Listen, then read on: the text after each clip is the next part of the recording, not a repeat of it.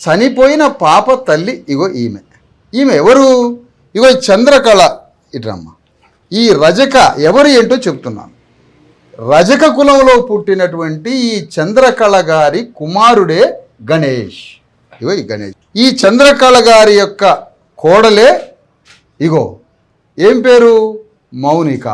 రెండవ కోడలు ఎవరు?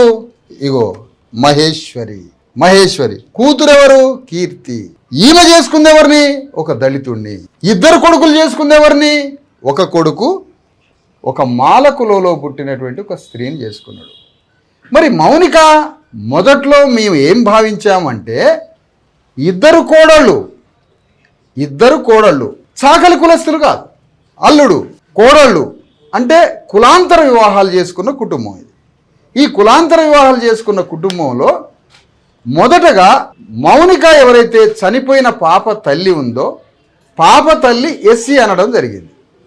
పాప తల్లి ఎస్సీ అనడం జరిగినప్పుడు పాప తల్లి కాకుండా ఈ చంద్రకళ గారి రెండవ కోడలు మహేశ్వరి ఎస్సీ అనడం జరిగింది. ఈ పాప తల్లి చనిపోయిన పాప తల్లి మౌనిక ఎవరైతే ఉన్నారో అలియాస్ యాదమ్మ, మౌనిక యొక్క కులము ఎస్సీ అని అన్నాం. ఎందుకన్నాం? ఆమె పుట్టింది ఈ మౌనిక పుట్టింది బీసీ కులంలో. మౌనిక పుట్టింది బీసీ కులంలో. ఏం కులము? వంశరాజుల కులంలో పుట్టింది.